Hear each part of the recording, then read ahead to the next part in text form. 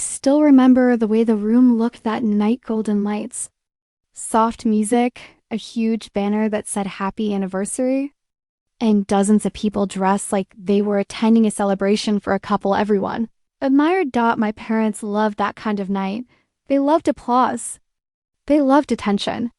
They loved being seen as the perfect family.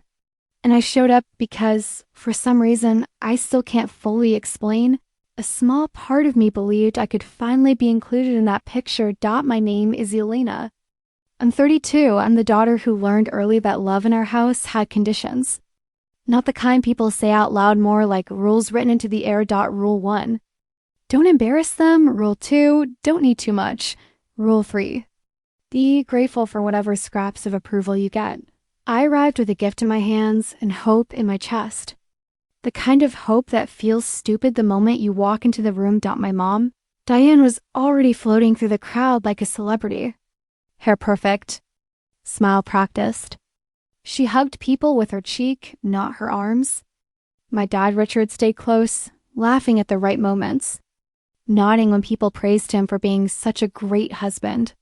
When my mother saw me, she gave me that smile, polite, distant, like I was a guest who came early. You made it, she said. Not I'm glad you're here. Not you look beautiful. Just, you made it. I swallowed it like I always did and walked further into the hall. The tables were covered with white cloth and glittering centerpieces. A slideshow played on a projector. Vacations, celebrations, smiling photos of my parents through the years. In every picture, they looked adored. In every picture, they looked like the kind of people you'd never suspect could make their own child feel invisible. I tried to stay busy. I greeted relatives. I smiled at family friends. I told myself to be calm, to be normal. But the closer we got to the speeches, the more I felt that familiar pressure behind my ribs, like my body knew something my mind didn't want to admit. Then the host called everyone to attention. Ladies and gentlemen, he said into the microphone, let's hear a few words from the couple of the night. Applause exploded. My mother's face lit up like she was stepping into sunlight. My father took her hand. They walked up to the stage together, waving, laughing, performing. And then my mom took the mic. She thanked everyone. She told a few sweet stories. People laughed at the right times. She talked about how marriage is teamwork and how family is everything. The room softened. People leaned in like they were witnessing something wholesome.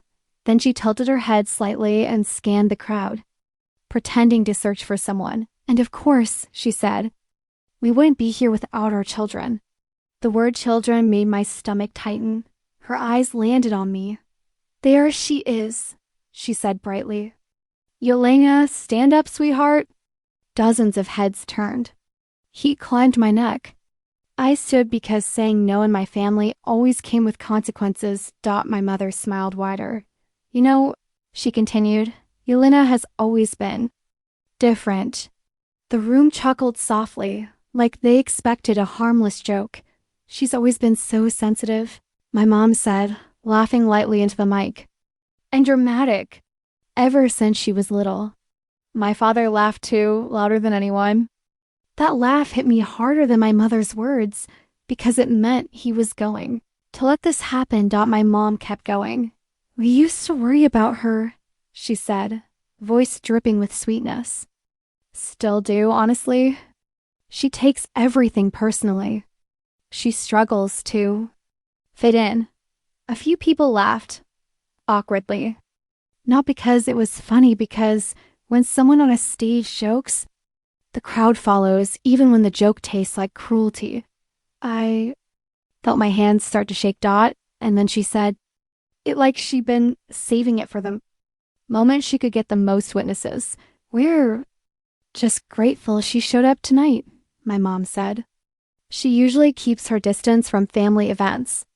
You know how she's always doing her own thing, acting like she's above everyone, then later claiming no one includes her.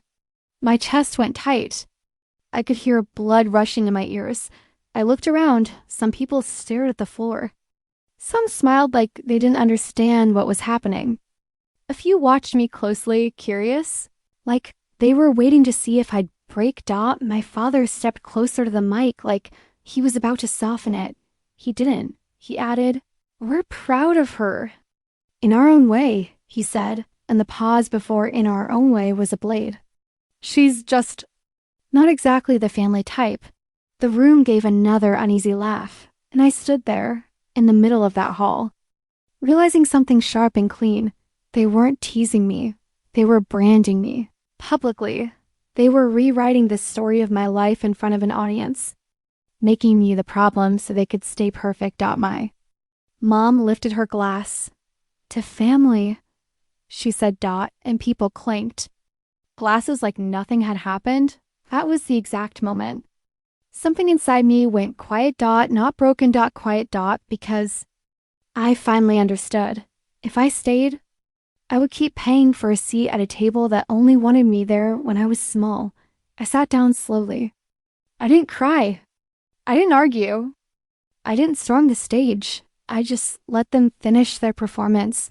When the applause rose again, I stood up not because she asked, but because I decided. I picked up my gift, walked toward the exit, and felt eyes follow me like searchlights. A cousin whispered, "Where is she going?" Someone else murmured, "Maybe she's upset." And I thought, maybe? The cool air outside hit my face like water. I took one deep breath, then another, and my hands stopped shaking. Behind me, the party continued.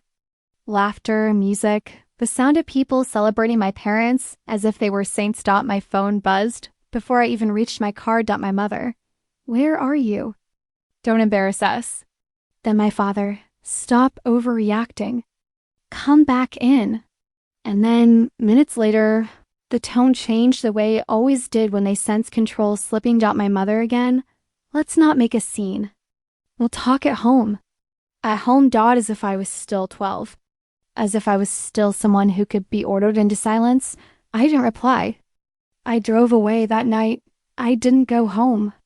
I went to a small motel off the highway and sat on the edge of the bed, staring at my suitcase like it belonged to somebody else. My mind replayed the words in the microphone. Sensitive, dramatic, not the family type. I realized something even worse than the humiliation. They had been practicing that version of me for years. Tonight was just the first time they said it out loud in front of people. By morning, the messages became a flood. "Aunt, they didn't mean it like that." "Family friend, they love you. They're just old-fashioned." "My dad, you ruined the mood for your mother." "My mom, after everything we've done for you, this is how you repay us?" Not one message said, "Are you okay?" Not one said, "We're sorry." Not one said, "That was wrong." So I stopped explaining myself. I went to my apartment, packed what mattered, and did the most adult thing I'd ever done. I made decisions without asking permission. I changed my number. I blocked theirs. I forwarded my mail. I closed the last account that tied us together. Returned the spare key I still had, left it in an envelope with no note. Because any note would have turned into an argument. And then I left. Not for a week. Not to cool off. I left forever. People think leaving is dramatic. They think boundaries are punishment. But I wasn't trying to hurt them. I wasn't trying to win. I was trying to survive a family that only wanted me when I was quiet. Weeks later, a cousin called me from a new number. She sounded uncomfortable, like she was walking through a room full of glass. "I didn't realize," she admitted. "Your mom tells everyone you just don't like being around us. But you prefer to be alone." I laughed once, small, bitter, almost relieved. "So it wasn't just me," I said. "She's been telling that story about me to everyone." That conversation gave me something I didn't even know I needed. Proof that I wasn't crazy. That I hadn't imagined the exclusion. They'd just been enjoying the version of me that required them to do nothing. And now that I was gone, suddenly they wanted a conversation. Isn't that funny? They didn't want my presence. They wanted my silence. But here's the truth. The night my parents humiliated me wasn't the night I lost my family. It was the night I stopped losing myself. I don't hate them. Hate takes energy. And I spent too many years spending my energy on people who wouldn't spend a minute protecting me. What I feel now is something calmer. Clarity. I learned that being someone's child doesn't mean you have to accept humiliation as love. And being the bigger person doesn't mean being the quieter one. Sometimes the strongest thing you can do is walk out without shouting, because walking out says, you don't get to define me anymore. And if you've ever been humiliated by the people who were supposed to protect you, if you've ever been turned into the joke so someone else could look perfect, then you already know what I learned too late. Family isn't who claps for you in public. Family is who protects your dignity when no one is watching.